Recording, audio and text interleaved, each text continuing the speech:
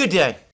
Today is Thursday, 21st August 2025, and over the course of the last 24 hours, the Russians have gone out of their way to clarify the situation on all of the many topics that have been heatedly discussed over the last couple of days since the meeting between President Trump and President Zelensky in Washington on Monday, the meeting which, of course, all of those European leaders also attended. And these topics, of course, are security guarantees, trilateral summit meetings, bilateral summit meetings between Putin and Zelensky, and European troop deployments in Ukraine, all of those various things. Even the question of Zelensky's legitimacy has been further clarified. The question of the Russian stance on Zelensky's legitimacy has also been clarified by the Russians in further comments. And the person who the Russians have put forward to make these clarifications is none other than the Russian Foreign Minister Sergei Lavrov, who, it is worth remembering, stood or sat next to Putin in Anchorage during the summit meeting between Putin and Trump. So Lavrov was there. He heard what the two leaders, the American president and the Russian president, said to each other. He's obviously fully briefed on the telephone conversation that Putin and Trump had with each other on Monday over the course of the meeting that Trump was also having with Zelensky and the Europeans. As I've discussed previously, Trump broke off that meeting to call Putin. So Lavrov is fully briefed about that call. And of course, Lavrov is somebody who has Putin's complete confidence, and we can be absolutely certain that all of the various things that Lavrov is saying are being said by him with the full authority of Putin himself. The only topic I noticed which Lavrov has not discussed over the last 72 hours is the question of a possible Ukrainian withdrawal from Donbass, though my own view about that is that was an American proposal. The Ukrainians have rejected it. I don't think the Russians ever took it especially seriously. They did perhaps tell the Americans that if the Ukrainians were minded to do that, the Russians would consider it. But the Ukrainians have made it absolutely clear that they're not minded to consider it. And so for that reason, the Russians are paying no attention to it. Now, in summary, and before I go into the weeds and discuss the various things that Lavrov has said, it's worth summarizing again what came out of the talks over the last 2 weeks. Two things came out of the talks over the last 2 weeks.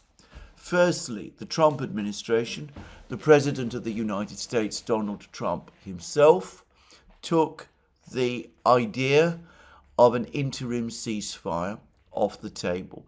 He accepted that there should be movement towards a full and final settlement of the conflict in Ukraine. He accepted that the fighting, that the war itself would continue until that point was achieved. And of course, he also agreed that there should be no sanctions or tariffs on Russia or on its trading partners.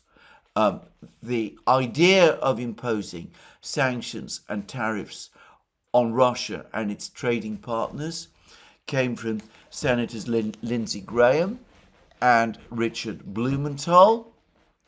They speak of these as bone-crushing sanctions and all that. they brought up this topic. They prepared a bill to that effect in Congress. Senator Graham claims that 85 senators support the bill. I'm not sure whether he's right, by the way, but that's what he says, and most people accept what he says is true. And Trump has at various times appeared to go along with that idea.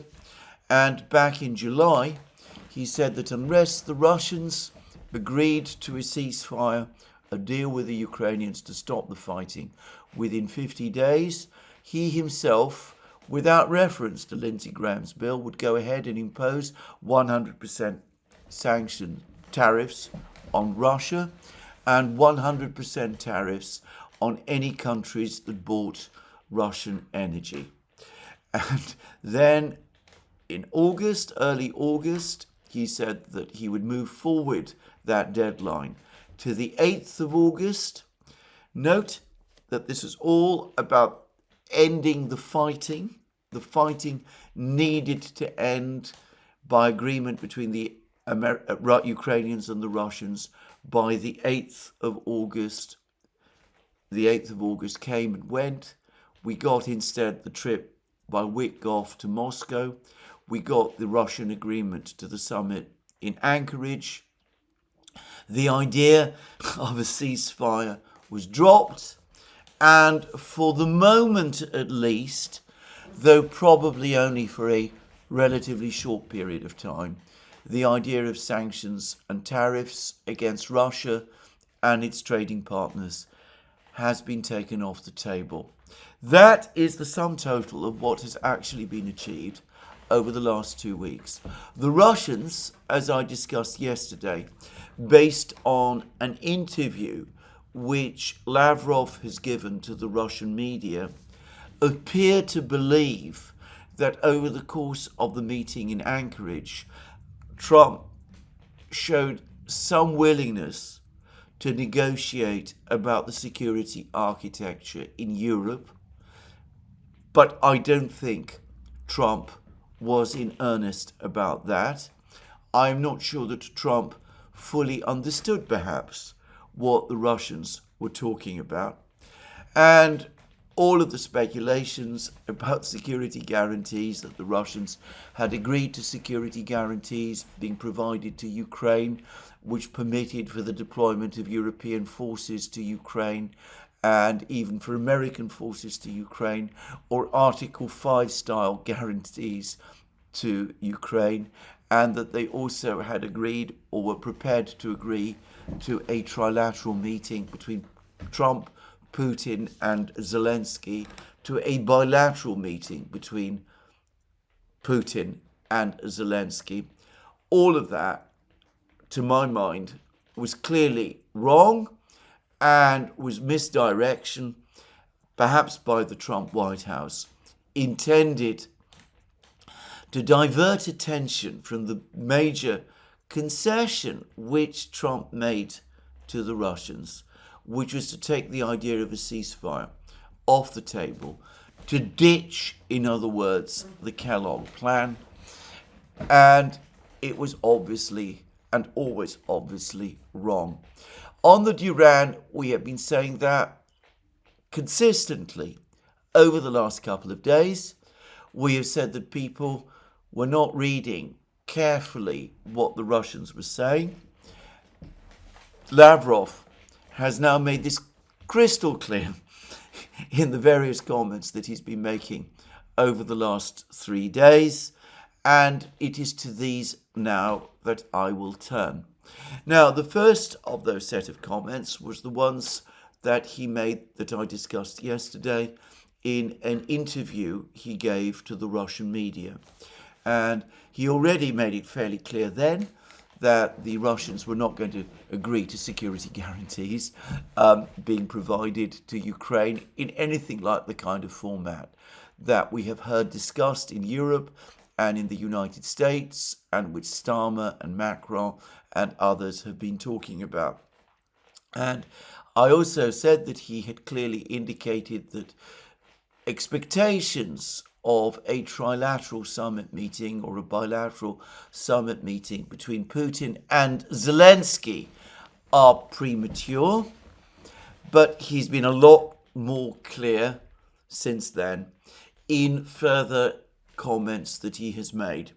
Now, before I turn to these comments, there is something further I do want to discuss about that interview, the interview that Lavrov gave 2 days ago to the Russian media, which I didn't discuss at any very great length in my program yesterday, but which I touched on briefly in the program which I did on the day before.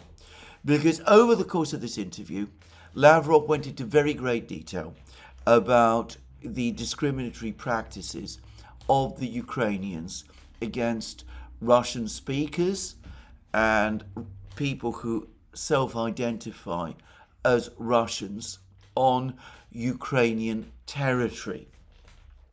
And he discussed this at very great length. He said how the treatment of these people by the Ukrainian authorities violates human rights, violates accepted human rights provisions, with which, by the way, I am in agreement with. And he said that it is extraordinary hypocrisy on the part of the West that they ignore the plight of these people. He also mentioned the role of Catherine the Great in liberating the Russian-speaking territories, as he would say liberating. The Turks would use a different word, conquering the territory upon which most of these Russian speakers live, the territories where they're concentrated, places like Odessa, which he mentioned by name, and Nikolaev as well.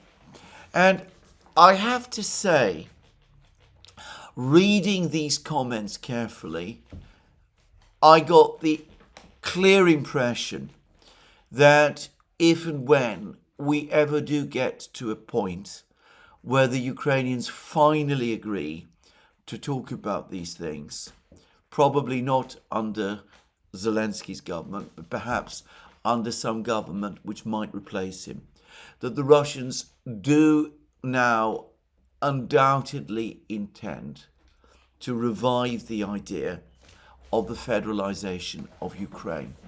The idea first floated, as it happens, by Angela Merkel and Steinmeier, the German foreign minister at the time, back in 2014, that individual regions in Ukraine should make their own decisions about use of the Russian language and should have considerable autonomous powers.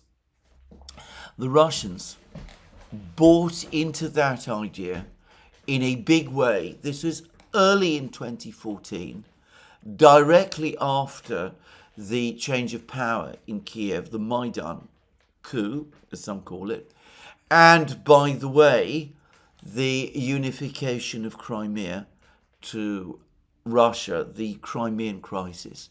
Anyway, the Russians bought big into the idea of federalization of Ukraine at that time. Lavrov himself, as I well remember, had a meeting with the US Secretary of State John Kerry in London, in which the two talked about federalization then. The Kerry and Lavrov actually published a joint statement in which the United States, Kerry committed the United States to supporting a push towards federalization of Ukraine.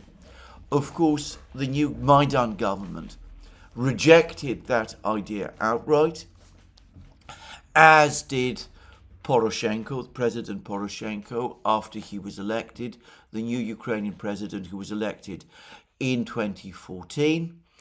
And, the Minsk Agreement of February 2015 provided for some measure of autonomy to the territories of the two breakaway republics, the Donetsk and Lugansk People's Republics, which at that time, of course, Russia still recognized as part of Ukraine.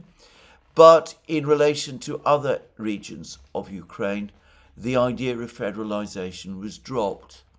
Well, it now seems to me that the Russians intend definitely to put it back on the agenda, though there is no doubt at all in my mind that Zelensky and the Maidan authorities, I still call them that, in Kiev, will reject that idea outright. Now, there has been a long article in The Spectator by the British journalist Owen Matthews. Owen Matthews comes across to me as being on a journey.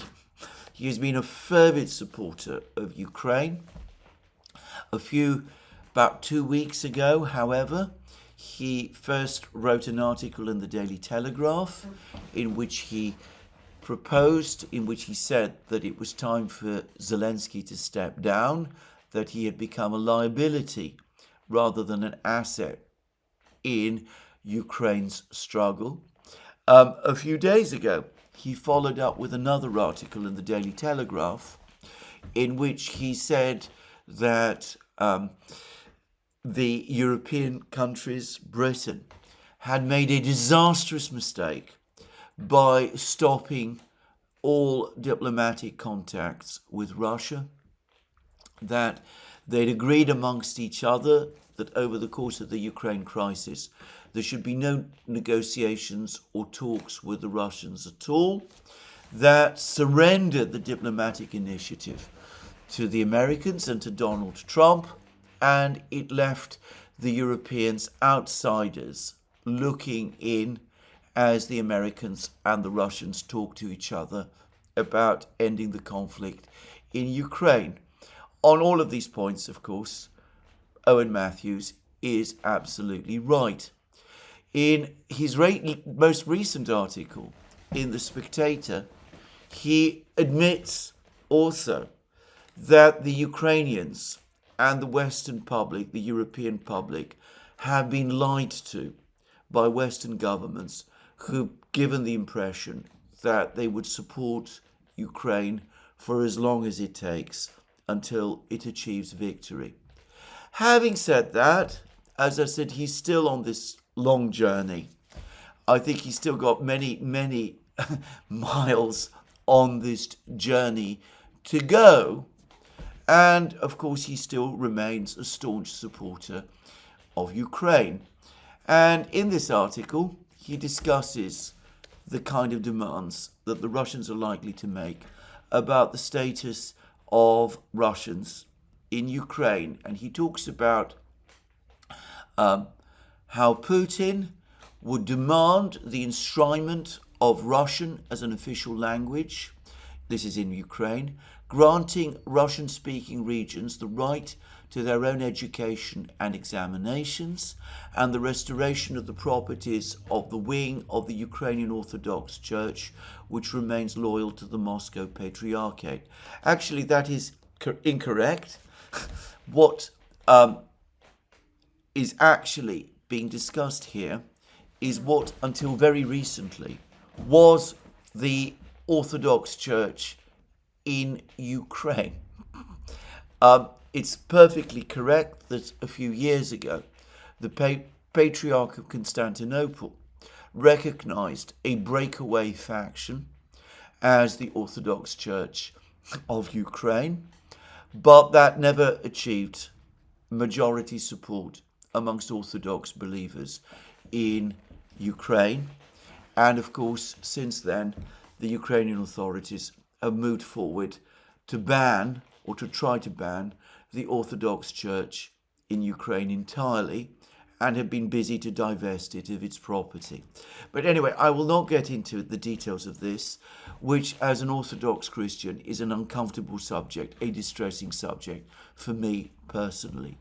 And then Owen Matthews then continues Putin would also insist on scrapping Ukrainian laws, banning Soviet symbols, and suppressing the memory of Soviet-era war heroes and cultural figures, in addition to allowing towns to restore demolished monuments to Russian tsars and writers.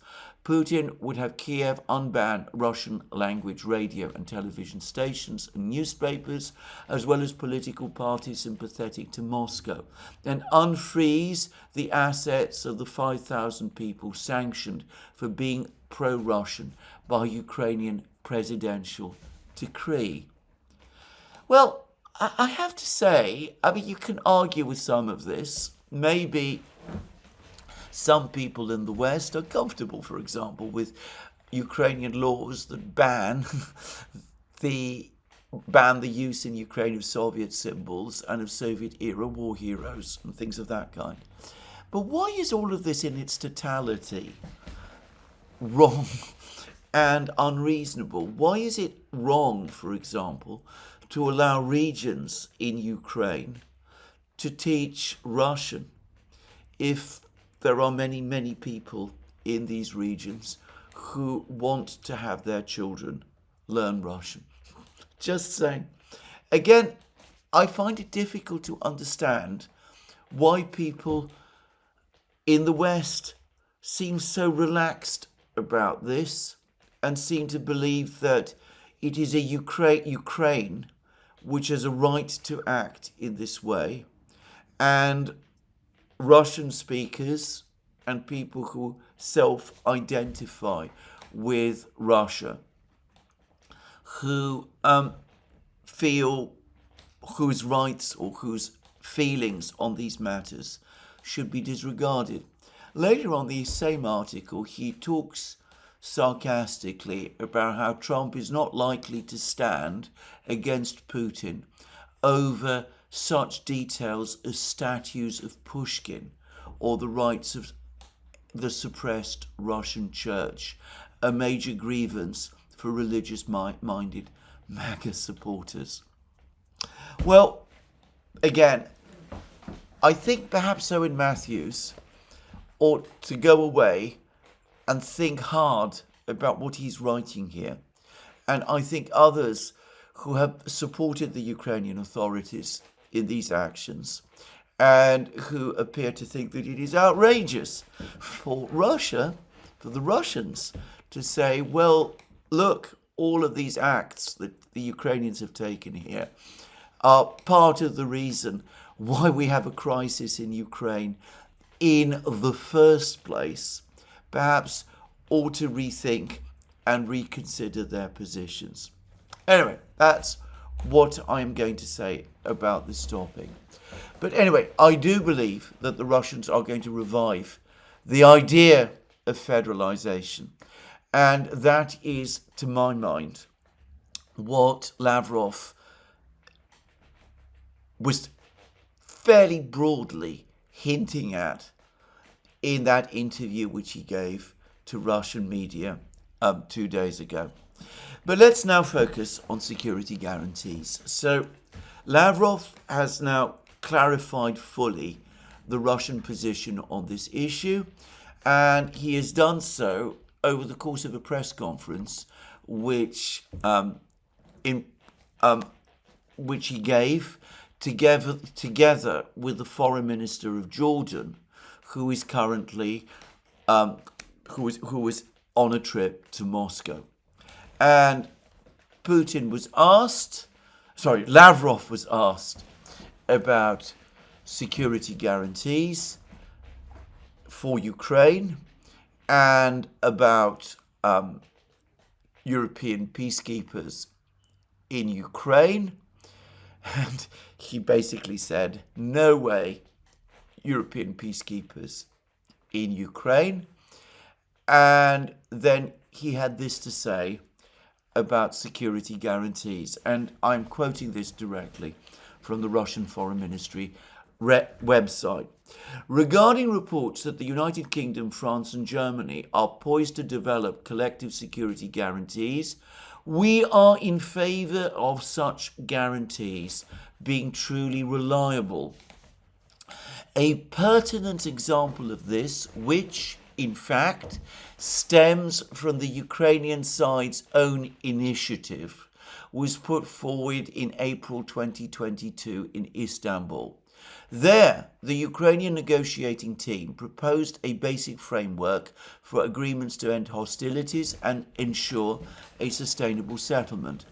Among its core principles was Ukraine's agreement not to join NATO or any other military bloc, along with a commitment to its neutral and nuclear-free status. Crucially, as part of that framework, the Ukrainian side proposed and our delegation agreed to develop a system of security guarantees. These would include all permanent members of the UN Security Council, Russia, China, the United States, France, and Britain, plus several other states such as Germany and Turkey, as well as any other countries interested in joining this group of guarantors. In that context, the Ukrainian proposal clearly implied that these guarantees would be equal, ensuring the security of all interested parties, including Ukraine's neighbours, on an equal and indivisible basis. This approach, as I have mentioned, was supported by the Russian side in April 2022. The document was, in fact, initialed, and we were prepared to proceed to signing an official agreement.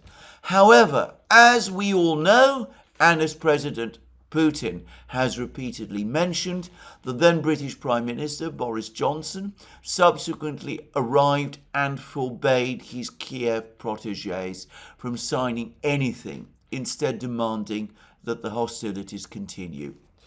And we cannot accept the current proposal to address collective security issues without Russia. The approach is simply unworkable.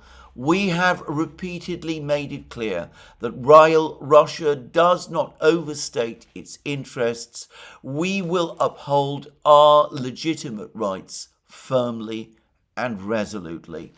Now, according to reports in the Russian media, over the course of a press conference that's taken place today with the Indian Foreign Minister, Foreign Minister Jai Shankar, who is also on a visit to Moscow, Lavrov made it again crystal clear that the only security guarantees that are acceptable to Russia are security guarantees for Ukraine, identical to the ones which were agreed in Istanbul in April 2022 and which were incorporated in the Istanbul Agreement, which was initialed by the Ukrainians then. So I think this puts this question of security guarantees and of the Russian stance with respect to security guarantees for Ukraine crystal clear.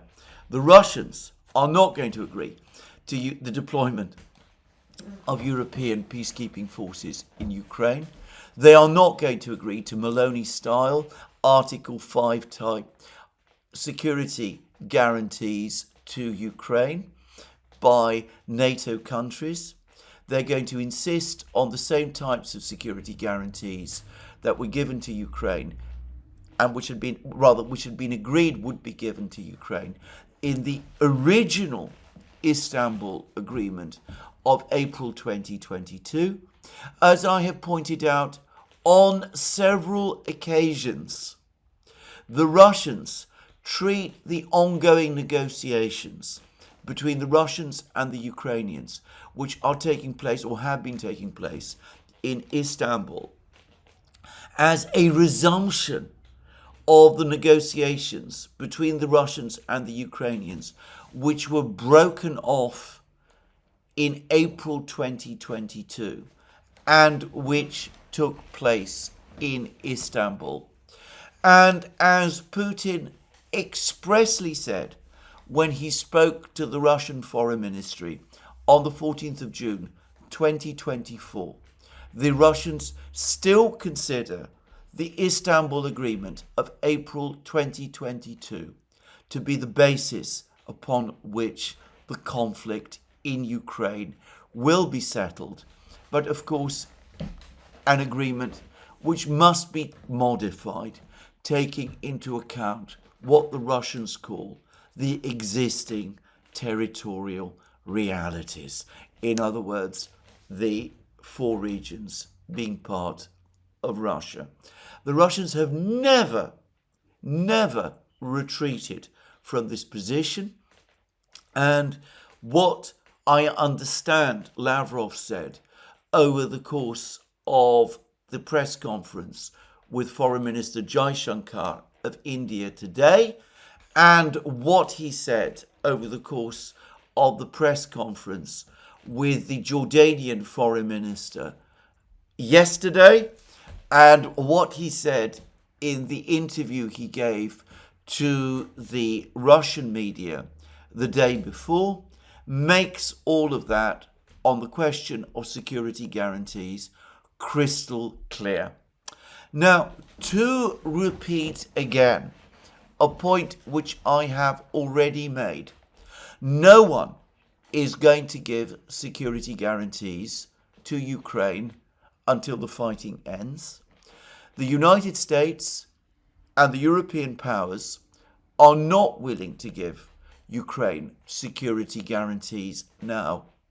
Last year, as my colleague and friend Alex Christoforou has on several occasions pointed out, we had an extraordinary parade of Western countries who signed strange documents which have never been fully published, which were referred to as security guarantees or something of that kind. The United States was one of those countries. This is, of course, the time of the Biden administration. Britain, France, Germany were other countries like that. Those security guarantees were never worth the paper they were written on because, of course, the Western countries, at a time when Ukraine is in a military conflict with Russia, are not prepared to fight Russia on behalf of Ukraine. That is something which we have seen clearly over the course of this war. The Russians, therefore, have an effective veto over any actual security guarantees that Ukraine is going to receive, because those security guarantees can only happen when the war ends, and the war will only end following a negotiation with Russia, which therefore must include, as part of that negotiation, the question of security guarantees. And so the Russians have a clear veto over this question, one which the Europeans and the Americans can in no way get round. And Lavrov has just wielded that veto the day before yesterday and again yesterday, and apparently even more clearly today. The only security guarantees that Ukraine is going to get are those which are agreed with Russia, and the Russians insist on security guarantees identical to the ones which Russia and Ukraine agreed to in March and April last year, and which were enshrined in the agreement that was initialed in April 2022 in Istanbul. Notice, by the way, how careful Lavrov is to say that it was the Ukrainians who initiated the whole process, who proposed the framework, who discussed the security guarantees at that time with the Russians, and who agreed with their format then. So in any future discussion about security guarantees, Lavrov and the Russians are going to say that the security guarantees they have in mind are identical to what Ukraine previously at least partially proposed and ultimately agreed to. So that resolves clearly and unequivocally the issue of security guarantees. Now, Lavrov also had more to say, and he also approached the topic of the trilateral summit meetings, which we have seen happen. We've seen many discussions of this over the last couple of days. The idea of a trilateral meeting between the Russian and Ukrainian presidents, perhaps also at some point involving the Americans as well. And what Lavrov basically said is that the Russians are indeed open to this idea, but it is something that needs to be discussed in detail. These are his words. President Putin has repeatedly affirmed that we are ready to engage in any format, provided there is an understanding that such engagement will be conducted with integrity and will not devolve into attempts, as certain leaders of major European countries have done, to create conditions for drawing the United States back into their aggressive, belligerent campaign. Following a telephone conversation between President Putin and President Trump, when the American leader called the Kremlin to brief us on his contacts with Zelensky and the delegation of European facilitators, a Kremlin statement, this is the one that Ushakov made, confirmed that President Putin reiterated Russia's readiness to continue direct Russian-Ukrainian negotiations, which had previously taken place in Istanbul. 3 rounds of these talks have been held, resulting in agreements on humanitarian issues, prisoner exchanges, and the repatriation of fallen servicemen's remains. During the 3rd and final round, our negotiators proposed establishing 3 working groups to address agenda items more concretely, covering military, humanitarian, and political matters. To date, no response has been received from Ukraine. After his telephone conversation with President Trump, President Putin put forward a proposal not only to resume these talks, notice we're talking about the talks in Istanbul, but also to consider elevating the level of delegation heads. This aligns with our suggestion that a dedicated segment of this process should focus on the political aspects of settlement alongside military and humanitarian issues. It is clear that the Ukrainian side's reaction is not within our control. Nevertheless, given that this idea was received positively by President Trump, we expect that he will convey and explain it to Kiev, after which we anticipate a response. Such a step would mark a significant progress in raising the level of negotiations, enhancing their specificity, and advancing towards addressing the key issues that must be resolved for a sustainable settlement. We remain open to any format.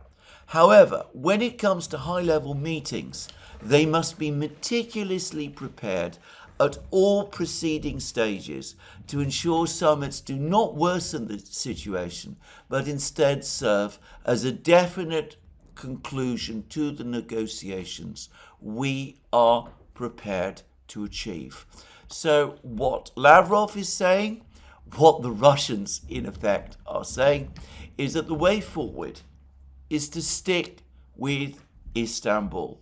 We've already discussed with the Ukrainians, enlarging the discussions in Istanbul. We've suggested with the Ukrainians that we set up 3 working parties within the Istanbul format. One to look at political questions about the overall settlement of the conflict, one to look at specific military issues, and one that will deal with humanitarian aspects.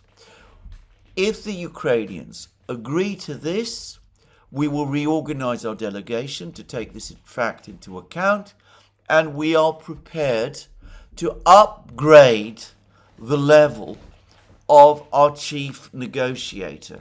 So it will not be Medinsky, it will be somebody more senior, because this person will now be supervising the work of 3 working parties. And if this process succeeds, and succeeds successfully, then we are open within the Istanbul process to a potential meeting between Zelensky and Putin, obviously taking the place of the chief negotiators, at which the final agreement can then be initialed. But of course, that doesn't mean that we are at the present time dropping or modifying our concerns about Zelensky's status. About that, we continue to reserve our concerns and our doubts. And on this question, the Russians have made further comments today. Russian officials have spoken today about the fact that Zelensky's legitimacy is still, for the Russians, an unresolved matter. They still do not accept him as somebody who can sign a final document. Now, that, it seems to me, remains the Russian position. There's been a lot of speculation. Well, I think Lavrov has made it absolutely clear. And, of course, there's been a lot of debate in the West about having meetings between Zelensky and Putin, this time in Europe, and Zelensky and Putin and Trump in Europe.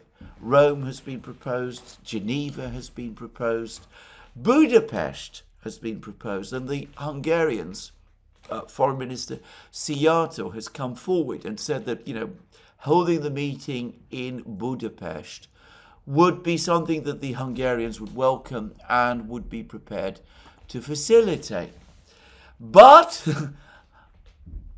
given what Lavrov says, it still seems to me as if the Russians want to keep all of these discussions in Istanbul.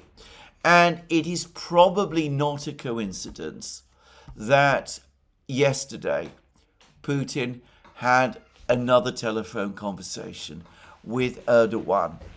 And the Russian readout of this telephone conversation reads as follows. During his telephone conversation with the president of Turkey, President Putin shared his assessment of the summit meeting between Russia and the United States in Anchorage. The two leaders also discussed the latest developments in and around Ukraine, with President Putin expressing Russia's appreciation of Turkey's efforts to facilitate talks between Russian and Ukrainian representatives in Istanbul. And then, of course, there were other. The next paragraph talks about bilateral matters, and the paragraph after that talks about Putin and Erdogan agreeing to remain in contact. So that looks to me as a further signal that what the Russians are thinking about is something quite different from a rush to a bilateral meeting between Putin and Zelensky, and then a trilateral meeting between Putin, Trump, and Zelensky. What they are thinking about is expanding the format of the Istanbul negotiations, appointing a more senior negotiator for the Russian side and maybe the Ukrainian side as well. Maybe that will be Lavrov. Maybe that will be another senior foreign ministry official. It might be Ryabkov. Or perhaps it could be Grigory Karazin, the chair of the Federation Council's Committee on Foreign Relations, who is a former senior Russian diplomat and who has had talks with the Americans about Ukraine-related matters. Notably, importantly, he has discussed with the Americans the possibility of reviving the truce, the grain deal in the Black Sea. It might be Karazin, as it might be Ryabkov, it might be Lavrov himself. The Russians are open to the idea of Putin himself acting as chief negotiator, with Zelensky fulfilling the same role. But ultimately, when there is a finalized agreement, the Russians are still saying that the question of Zelensky's status continues to be unresolved. Maybe the final document can be signed by the Speaker of the Rada, the Ukrainian Parliament, but more practically, more logically, maybe the right way forward is for there to be new elections in Ukraine. So here we see the Russians have clarified the position completely. We have had to go through a huge amount of noise over the last week.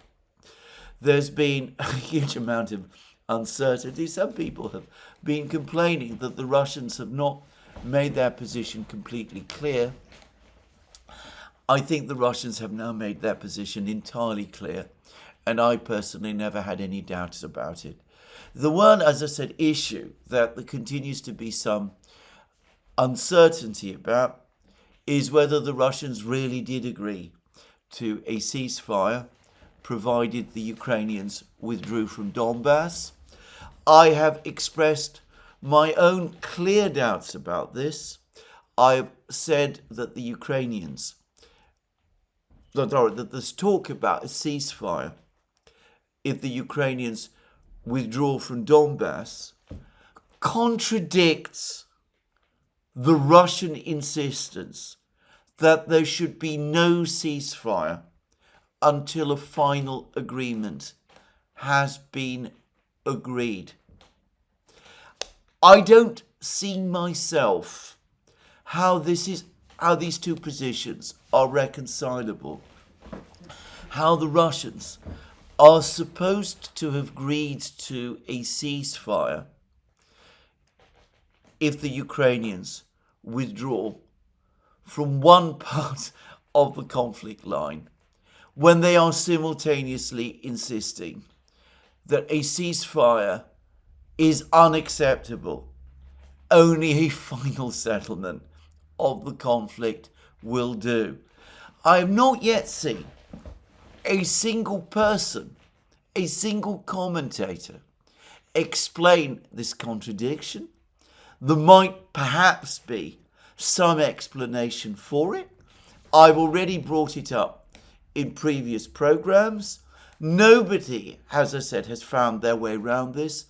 And to repeat again, my own view is that this was an American idea which the Americans floated. The Russians didn't reject it outright because that's not what the Russians like to do. But I don't believe that the Russians themselves, in effect, offered a ceasefire when they were simultaneously telling the Americans that a ceasefire was unacceptable. It makes absolutely no sense to me that they would do that, and it doesn't seem to me the kind of way in which the Russians conduct negotiations. To repeat again a point I have made before, the Russians are exceptionally methodical, systematic, and legalistic in the way that they conduct negotiations. It's very different from the freewheeling way in which Donald Trump and his team have been trying to conduct them. This is not, by the way, a new thing. It's exactly how the Russians conducted negotiations during the Soviet era. And in this, like in the way in which they conduct war, Jacques Beau has spoken about this extensively, there is simply no difference. Russian negotiating style is no different from the style of negotiation that the Soviets followed. Russian approaches to war, as Jacques Beau says, are the same as Soviet approaches to war. Russian language, Russian political and diplomatic rhetoric needs to be analysed in exactly the same way as Soviet diplomatic language and readouts needed to be analysed. Ray McGovern has made that same point, and he's talked about Kremlinology, unfortunately, being a dying science, and what a regrettable fact that is. It's, as I said, not surprising if you know anything at all about the way in which the Russians do their business. Nothing that's happened over the last week would surprise you. I will finish again with a further point that I've made before. The Russian approach, as I said, is a very legalistic one. It does very much remind me of the way in which big law firms conduct negotiations during litigation. And if Donald Trump wants to put together a strong negotiating team to deal with the Russians, if he cannot find it within the State Department, and given the way in which the State Department has been taken over for the last 20 years, at least, by the neocons, he might indeed struggle to find that kind of negotiating team within the State Department today. He could go to the big American law firms in New York and elsewhere, and he could put together a negotiating team from them, and it might actually work. It's a suggestion I have previously floated. Obviously, no one has adopted it, and I don't expect anybody to do so. So where does this leave us? To repeat again, for the moment at least, the Americans have taken the idea of a ceasefire off the table. The Europeans are still agitating and demanding a ceasefire. They continue to write as if a ceasefire is still something that might be considered. The Russians, having been told by Trump that he has taken the idea of a ceasefire off the table, will never agree to this. And I think that the sooner people accept that this idea is dead, the better it will be. Lindsey Graham and the neocons and the Europeans are, of course, back talking about sanctions. And there was a very interesting article in Politico which said that the European strategy is to basically to suck up to Trump, to try to get a tripartite, trilateral meeting between Putin and Zelensky and Trump together. They don't believe that Putin will really ever agree to that, and they expect that if such an agreement happens, or such an agreement for a meeting happens, a final settlement will fail, and they will try to package that to Trump as Putin being intransigent, in which case they hope and believe and expect that they will be able to persuade Trump to go back to the sanctions and tariff policy that Lindsey Graham and Richard Blumenthal are talking about. And that Lindsey Graham, for his part, of course, is now also talking about branding Russia, designating Russia a terrorist state, because Russia supposedly abducts children. It's all based upon a case, by the way, in the International Criminal Court, which the United States has just published sanctions against. Just saying.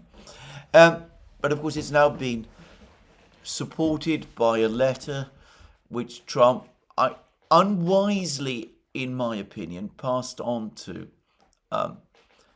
Putin, and which we're told was authored and written and no doubt endorsed and signed off by Melania.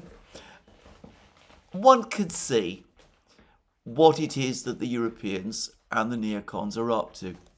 There is always this unending narrative about Putin in his dealings with Trump being manipulative, trying to string Trump along.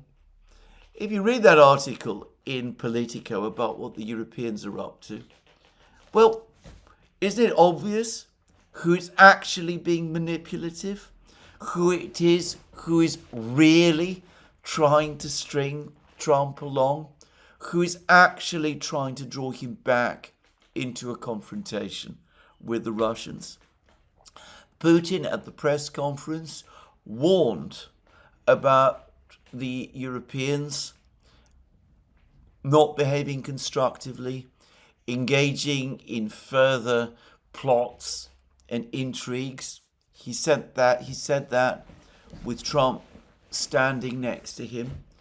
It was clearly meant for Trump. I'm not sure whether Trump understood it in that way. And Politico has just confirmed that the plots and intrigues that Putin warned about are indeed taking place. When I discussed Putin's words about the plots and intrigues and the obstructions and all of that, when I went through Putin's words at the press conference in a program that I made on this channel, well, I warned then that the plots and intrigues that Putin was warning about would indeed take place. And here we are. Ultimately, this may work. We might indeed get sanctions and tariffs.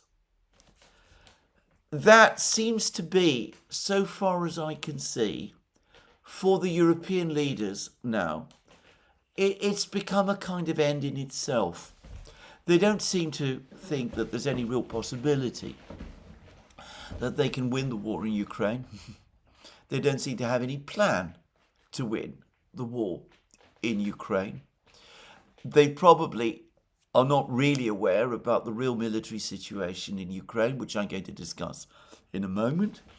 So they may perhaps think that things are not quite as bad as they appear, or as some are saying, that the Russians have failed to achieve any great breakthroughs or anything of that kind. So they may believe that things in Ukraine are well and good. But as I said, they all accept that there cannot be a military victory against Russia in that war. That is impossible. So they have no real plan other than to try to get the United States to impose sanctions and tariffs against Russia and its main trading partners. They are oblivious to the fact that the Indian Foreign Minister, Jai Shankar, is in Moscow, that the Indians and the Russians have agreed, apparently, the details of Putin's forthcoming trip to India. They seem entirely oblivious to the fact that the Chinese Foreign Minister Wang Yi has just visited India, that China and India have held detailed talks and apparently have achieved some progress on their long-running border dispute, that Wang Yi, the Chinese Foreign Minister, is saying that China and India should not be adversaries, they should be partners and friends, that Prime Minister Modi himself, as well as speaking in fulsome ways about India's long-term relationship with Russia, is now also speaking positively, very positively, about India's burgeoning relationship with China. He, of course, is going to go to the Shanghai Cooperation Organization meeting in Beijing in a short time. Probably Putin will be there as well.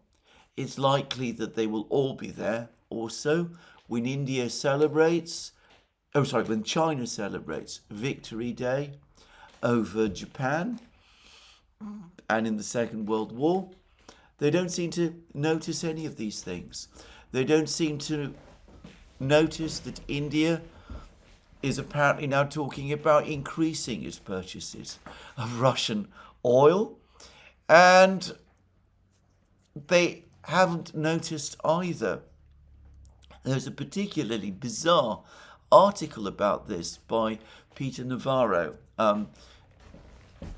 Trump's tariff wizard in the Financial Times. They don't seem to have noticed that the oil industry, which Peter Navarro criticized for funding Russia's war machine, is owned by the very same business interests in India, which until recently had been the major advocates in India of closer relations between India and the United States. The United States, in other words, has been going after the very same people in India who up to now have been its friends. None of this gets explored or discussed in the West. I predict that at some point, because I don't think Donald Trump is going to give up on this negotiating process, we will get pressure from the Americans on the Ukrainians to agree to these three working parties in Istanbul. Probably the Russians will appoint a more senior person to head their negotiating team, though it is untrue that Medinsky is this inconsequential historian that some people in Ukraine and Europe have been trying to say. But I don't myself think that the war is going to end anytime soon, because I don't get the sense that in Ukraine, Zelensky and his government want to see an end to the war on terms that are remotely acceptable to Russia. In fact, Zelensky today has been speaking out against any actions to unban use of Russian or to obviously restore the position of the Orthodox Church there. Anyway, I don't see any sign of any of this from the Zelensky government, which, to repeat again, as I've been saying in many programs, remains for the moment in Ukraine firmly in control. And as for the Europeans, they were criticizing Zelensky 3 weeks ago, so it seems like an age now, because of action he took against the various anti-corruption bodies in Ukraine. But as we saw, and as I predicted, whatever has actually happened to these anti-corruption bodies, in my opinion, Zelensky now fully controls them. When it looked as if things might look bad for Zelensky, the Europeans were there, they were supporting him, they went with him to Washington, the Ukrainians have been shown, the Ukrainian people, the Ukrainian elite in Kiev has been shown again that Europe still backs him. So I think this war has months to go. At some point over the next few months, the Russians will break through in Donbass. We'll then get another crisis. By then, by the way, we might also have sanctions and tariffs. I've discussed that there might be a difficult autumn ahead of us with possible crisis in the Middle East and with growing signs of not just a slowdown, but deeper problems in the Western economies. But as I said, when the Russians break through in Donbass, well, there will be a new wave of panic and hysteria, probably greater than any that we have seen before. And then, no doubt, we will be seeing more diplomatic action, or a pretense of diplomatic action, more demands for escalation, impossible demands for escalation, and we will have to revisit this whole topic again. But for the moment, at least, we've moved forward a little. The idea of a ceasefire, for the time being, has been dropped. The Russians will pocket that concession and will never put it back on the table again. That is progress, but don't expect any early end to the war. Well, where is the war going at the present time? And I'm not going to discuss today the details of the current military moves. Suffice to say, and I'm going to say this very briefly, it looks as if the situation in Pokrovsk is deteriorating again badly for the Ukrainians. I've been reading more Ukrainian commentaries. It looks as if the Russians are again threatening this village of Zoloty Kolodyas. The Ukrainians have failed to push the Russians back significantly in Pokrovsk, and they are being hammered by the Russians, by the Russian drones and the Russian bombs, and by the Russian ambush parties, both inside the city of Pokrovsk and all around it. And in the area of Konstantinovka, the Russian Defense Ministry spoke today about the capture of the nearby village of Alexandro Shultina, which again sort of confirms that the Russian pressure on Konstantinovka itself is currently intensifying. But what I will discuss today is two things. Firstly, there has been a very interesting and important article which was published on the 12th of August on War on the Rocks, a strongly pro-Ukrainian semi-military publication, by the way, by somebody called Vitaly Goncharuk. Jeff Roberts, the historian, pointed it out to me, and it talks about Ukraine and its drone war. And I say this because, of course, over the last couple of months, there's been this very, very widely discussed narrative about how successful Ukraine's drone war has been, how Ukraine is successfully making up its shortage of infantry by its use of drones. I've always said that this whole claim was wrong, and that in fact it was the Russians, not the Ukrainians, who are now ahead in drone war. And I've also discussed in many programs that the fragmented, artisanal nature of Ukraine's drone industry places limits on how far it can develop, whereas Russia's drone industry, which is organized, centrally organized at an industrial level, has an ability to upgrade and develop technologically and can achieve economies of scale that Ukraine can never hope to achieve? Well, Vitaly Goncharuk is apparently an American businessman of Ukrainian extraction. He was someone who came to support Ukraine and played a significant role, apparently, in trying to upgrade its drone industry, drone manufacturing industry. And he's written an article as somebody who has been directly involved in that Ukrainian drone industry and knows it in detail and understands its structure. And surprise, surprise, he confirms all the things that I have been saying.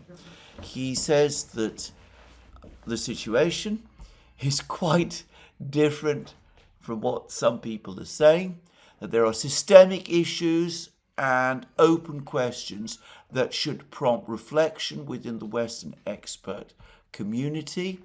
He says that it's doubtful whether what the Ukrainians do with drones, the way they've structured their industry, has any meaningful relevance to the way in which the United States and the Western countries should be working on building up their drone capabilities. Zelensky, by the way, has been offering to advise the United States on how to develop its drone industries. And Goncharuk is clearly saying that this isn't simply how it should be organized at all. He said that the fragmented state of Ukraine's drone industry is a product, firstly, of corruption within Ukraine, the fact that the centralized state procurement system in Ukraine, even before the start of the special military operation, had basically broken down, that this caused Ukrainian military units and Ukrainian civil society to try to organize procurement for Ukrainian military units on a kind of decentralized basis. How, though this was quite successful at the beginning, it had limits, and that in the end it was not able to overcome the problem of corruption, which is endemic in Ukraine. It simply meant that corruption began to spread even to small Ukrainian units, like a kind of cancer. And he also says that the other effect of this is that it has now created what is in effect a zoo of multiple types of drones, which are simply not compatible with each other. That there are lots of different types of drones, and that this is incompatible, all of which suffer from levels of incompatibility. And he even compares this with China's Great Leap Forward, the way in which China tried to organize its Great Leap Forward in the 1950s by having steel foundries, people smelting steel in backyard furnaces.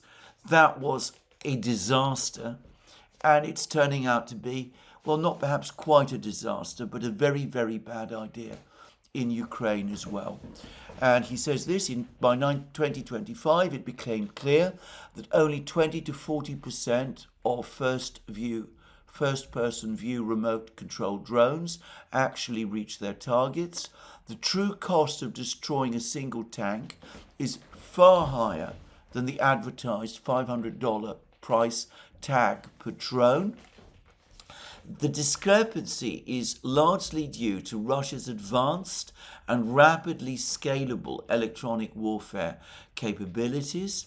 On the Ukrainian side, few efforts have been made to develop systems capable of evading such interference or anticipating future threats, such as fiber optic drones or autonomous navigation in GPS-denied environments. The core issue is a lack of both government expertise and engineering capability.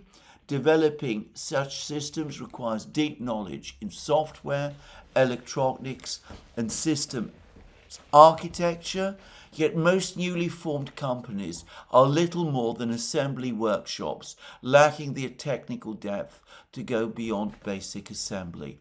As a result, Ukraine has failed to respond effectively to emerging threats, specifically short-range fiber optic drones, long-range drones with autonomous navigation, that's to say AI. Russia has taken a more centralized approach, relying on a pre-selected group of major defense firms to develop core technologies and platforms. These companies focus on a limited set of systems, such as the Geran Shahed drones, and refine them methodically by incorporating advanced AI capabilities, improved electronic components, and standardized architectures. As a result, Russia is steadily building a more unified and resilient defense technology stack, better suited for mass production, long-term iteration, and sustained conflict under modern warfare conditions. The Ukrainian model, on the other hand, has produced a zoo of solutions, fragmented, often incompatible systems without standards or architecture. The zoo cannot be scaled. I've been saying this for months. Already inside Ukraine, discussions are underway about what to do. The system is losing competitiveness and is hard to develop further.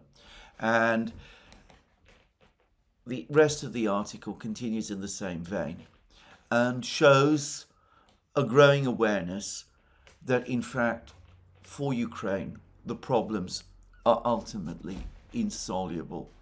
He doesn't mention, of course, the other massive problem that the Ukrainians face, which is that, putting aside corruption and disorganization in the defense industries, Ukraine must also contend with massive Russian drone and missile attacks. We had exactly such a massive missile and drone attack by the Russians across the entire territory of Ukraine last night. I don't yet have the full details, but I understand that hundreds of drones, Geran drones, were used again, including jet-powered Geran drones, against which Ukraine has no real capabilities. That the Russians also used hypersonic Kinzhal missiles, again, in quantities. The Russian Navy was back in action, launching Kalibr drones against Ukrainian positions. When I do my program tomorrow, I will discuss this major Russian drone attack in more detail. But the point is that the kind of centralized industrial system for producing drones that Russia has, Ukraine cannot match, not just because it lacks the organization and faces the systemic problems of corruption and all of these things which afflict Russia to a far lesser extent, but because it is impossible to do in the face of the kind of Russian drone and missile strikes that now take place on a routine basis. So that is the drone situation. Now, as it happens, I've also received further information about the Rubicon Group. I've already discussed the Rubicon Group based on information that's been provided on an open source, the Events in Ukraine Substack blog. But I've now had an awful lot more information about them. And the first to say is that it appears to be massive. We are talking about 65,000 personnel in total. Many of them apparently in their late teens. It's, as events in Ukraine previously spoke about, a mixed civilian military operation. Apparently, to a great extent, it functions, and officially it is organized as a private company operating under contracts for the Russian military.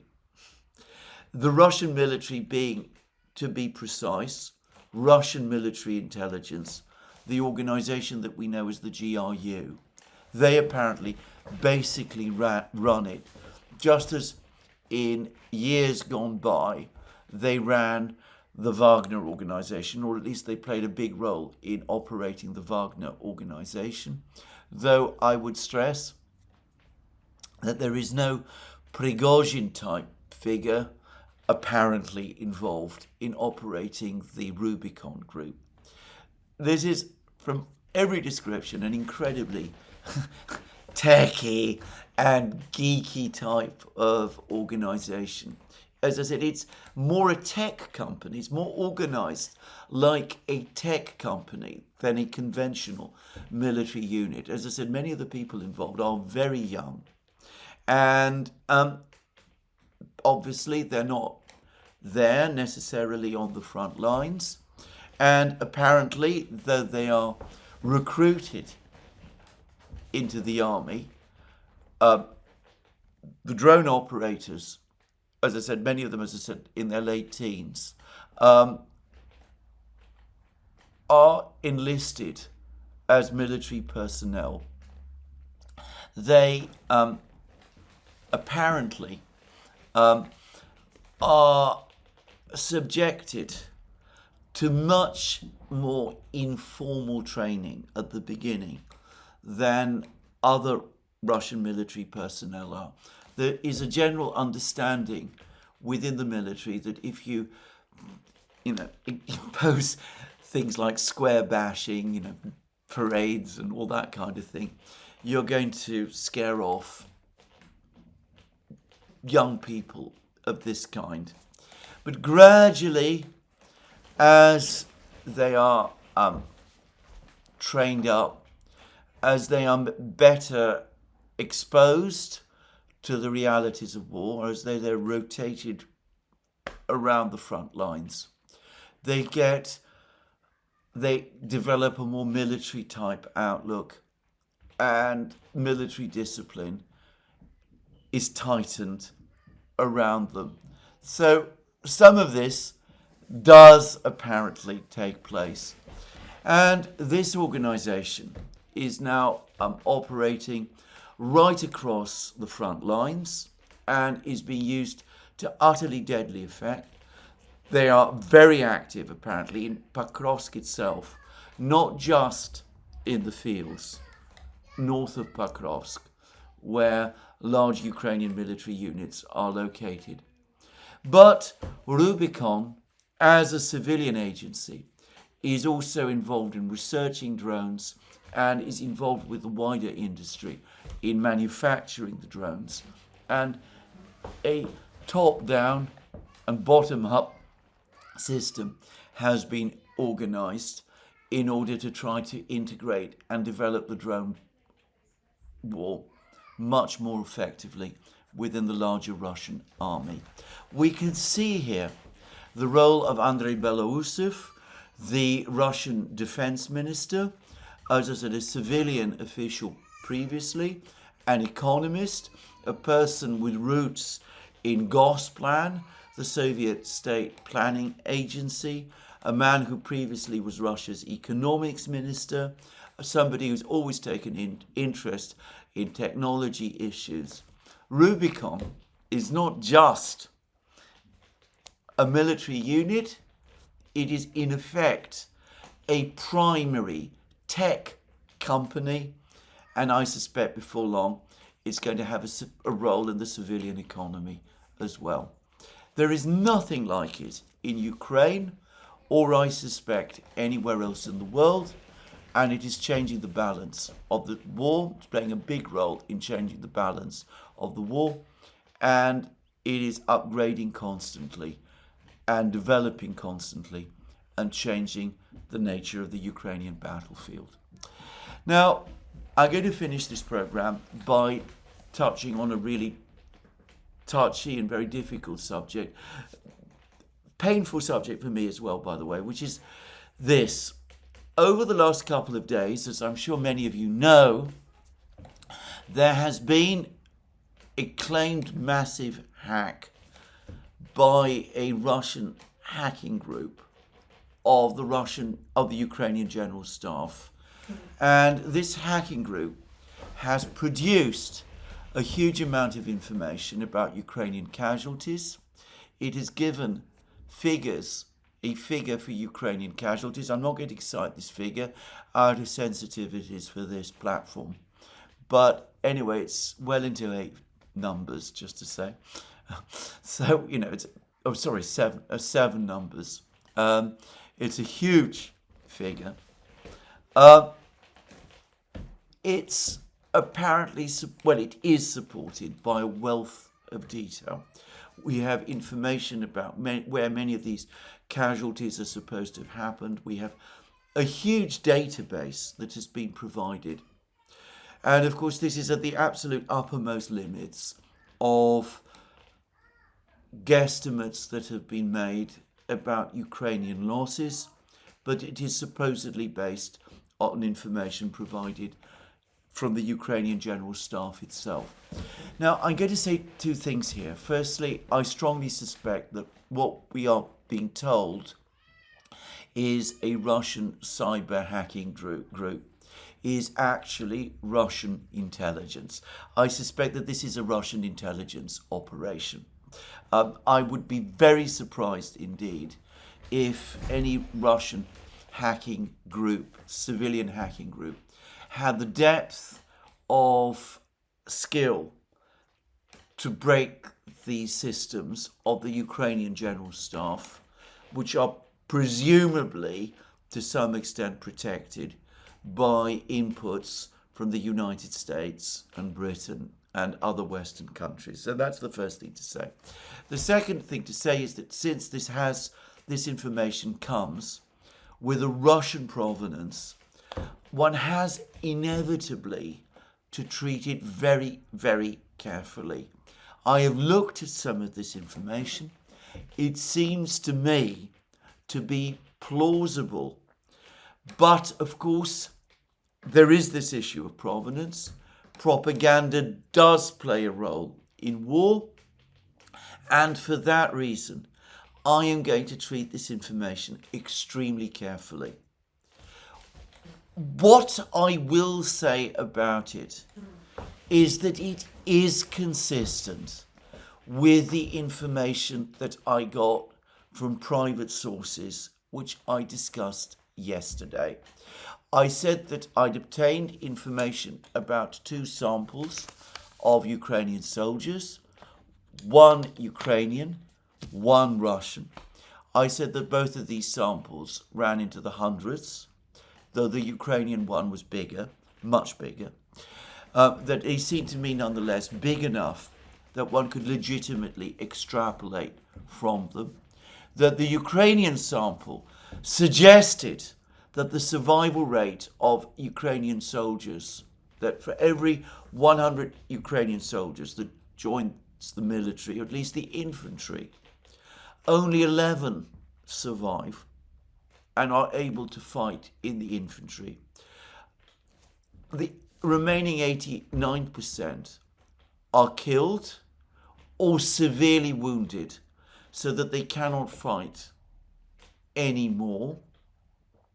And that of those who are no longer able to fight because they're either killed or severely wounded, around 80% are killed. And I also said that, by contrast, the Russian sample gave a completely different picture. It suggested that around 80% of Russian soldiers, and again, I'm assuming that we're talking mostly about infantry, not only survive, but are still in the military and are still engaged in the fighting. And of the roughly 20% who are either killed or wounded, around 3/4 are killed and a quarter are severely wounded. Now, these numbers, which are real and are based on information which is cast iron, I have no doubt of its truth, are consistent with this information that we are seeing circulating on the internet now, which is the result of this alleged hack. But I cannot corroborate that hack. All I can say is that this other information that I have obtained does seem to lend a certain credibility to it. Anyway, that is all I'm going to say about this topic. I will be returning in my next program to a more in-depth discussion of the military situation in Ukraine. This is where I finish today's program. To remind you again, you can find all our programs on our various platforms, Locals, Rumble and X. You can support our work via Patreon and Subscribestar and by going to our shop, links under this video. Last but not least, if you've liked this video, please remember to tick the like button and to check your subscription to this channel. That's me for today. More from me soon. Have a very good day.